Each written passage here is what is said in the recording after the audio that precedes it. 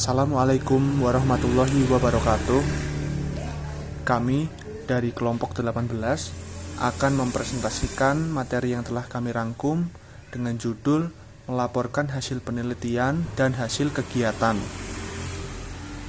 Berikut beberapa hal yang akan dibahas dalam presentasi kali ini. Terdapat pengertian teks laporan penelitian, tujuan pembuatan laporan penelitian, struktur teks laporan penelitian. Lalu ada pengertian teks laporan kegiatan, tujuan pembuatan teks kegiatan, dan struktur teks kegiatan. Laporan penelitian. Pengertian teks laporan penelitian.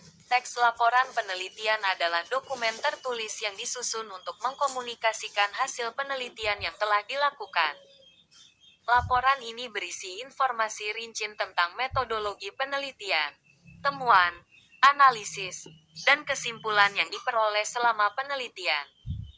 Laporan penelitian biasanya disusun dalam format yang sesuai dengan standar akademik atau organisasi yang relevan dan ditujukan kepada pembaca yang memiliki kepentingan dalam topik penelitian tersebut.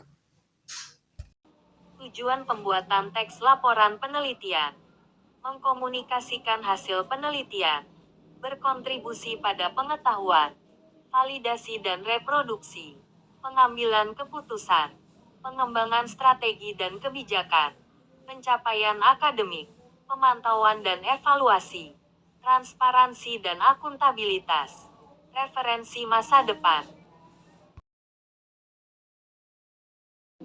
Struktur teks laporan penelitian. Abstrak, pendahuluan, landasan teori dan tinjauan pustaka, metodologi penelitian, hasil penelitian dan pembahasan, penutup.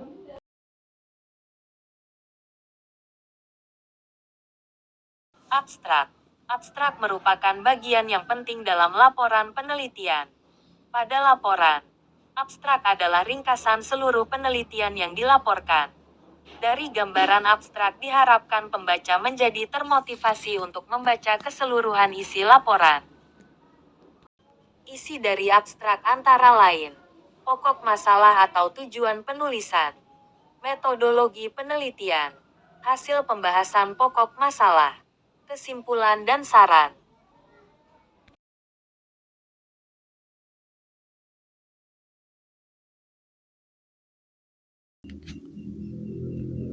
Pendahuluan adalah bab pertama dalam suatu karya tulis yang terdiri dari beberapa bagian yang merupakan langkah awal dalam melakukan penelitian.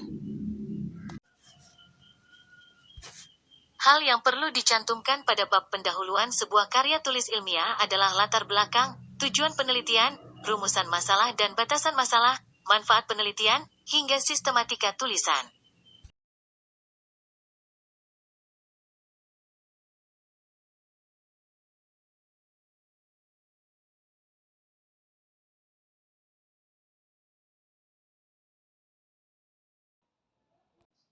Landasan teori dan tinjauan pustaka. Landasan teori dan tinjauan pustaka berisi dua hal. Yang pertama adalah landasan teori yang digunakan untuk memecahkan masalah yang diteliti. Dan yang kedua adalah tinjauan pustaka yang berfungsi untuk menyatakan perbandingan antara penelitian yang dilaporkan dan penelitian sebelumnya.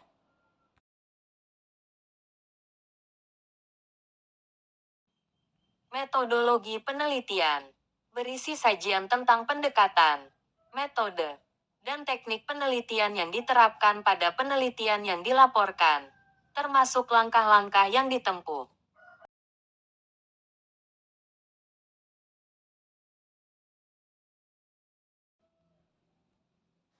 Hasil penelitian dan pembahasan adalah dua bagian penting dalam laporan penelitian yang memberikan informasi tentang apa yang telah ditemukan selama penelitian dan analisis terhadap temuan tersebut. Biasanya hasil penelitian dan pembahasan dijadikan dalam satu bab dengan nama hasil penelitian dan pembahasan, atau dijadikan dua bab dengan nama hasil penelitian dan pembahasan.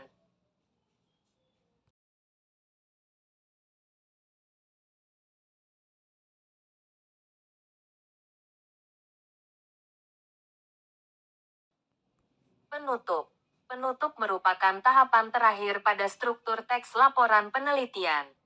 Tahapan ini biasanya mengandung dua unsur, yaitu simpulan dan saran. Selain kedua unsur itu, implikasi penelitian juga sering dimasukkan ke dalam tahapan tersebut.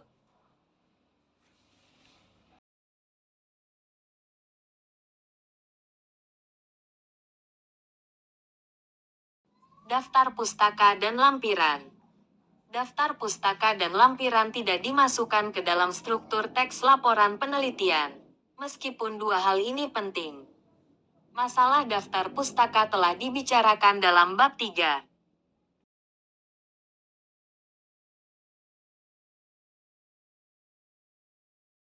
Laporan kegiatan.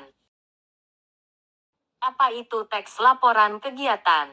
Teks laporan kegiatan adalah dokumen tertulis yang merinci dan mendokumentasikan sebuah kegiatan atau acara yang telah dilakukan. Laporan ini biasanya disusun untuk memberikan informasi tentang bagaimana kegiatan tersebut dilaksanakan, apa yang terjadi selama kegiatan, dan hasil yang diperoleh selama kegiatan tersebut.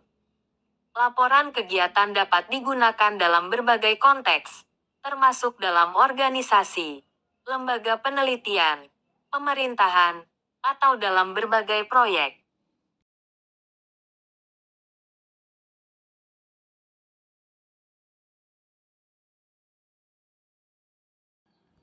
Tujuan pembuatan teks laporan kegiatan: mendokumentasikan kegiatan, menyajikan informasi faktual, evaluasi dan analisis, memahami hasil dan dampak, pemantauan dan evaluasi berkelanjutan, komunikasi intern dan ekstern, dokumentasi untuk kepentingan publik, arsip dan rujukan masa depan.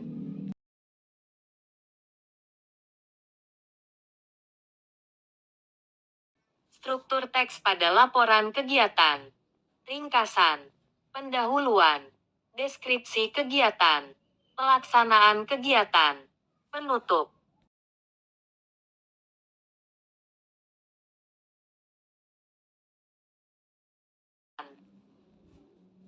Ringkasan. Walaupun ringkasan dan abstrak itu sama, abstrak laporan kegiatan lebih cocok disebut ringkasan karena lebih merupakan intisari dari keseluruhan kegiatan yang dilakukan. Pendahuluan. Tahapan pendahuluan pada laporan kegiatan berfungsi untuk menyampaikan latar belakang kegiatan yang telah dilaksanakan, gambaran tentang jenis dan bentuk kegiatan, tujuan, manfaat, serta strategi yang digunakan untuk melaksanakan kegiatan tersebut.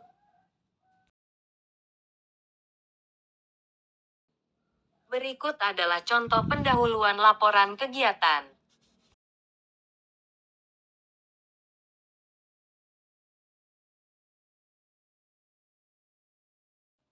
Deskripsi kegiatan. Tahapan deskripsi kegiatan berisi paparan tentang nama kegiatan, lokasi kegiatan, waktu kegiatan, dan pelaksana kegiatan. Nama kegiatan adalah kegiatan yang dilaksanakan itu sendiri. Waktu kegiatan adalah rentang waktu dilaksanakannya kegiatan itu. Adapun pelaksana kegiatan adalah orang-orang yang terlibat dalam kegiatan tersebut. Berikut adalah contoh deskripsi laporan kegiatan.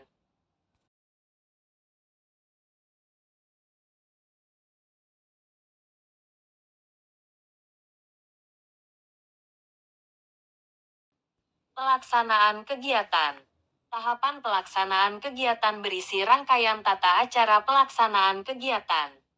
Tahapan ini berfungsi untuk menguraikan kegiatan yang dilakukan, strategi yang digunakan dalam melaksanakan kegiatan, kendala yang dihadapi, dan langkah-langkah yang ditempuh dalam mengatasi masalah tersebut.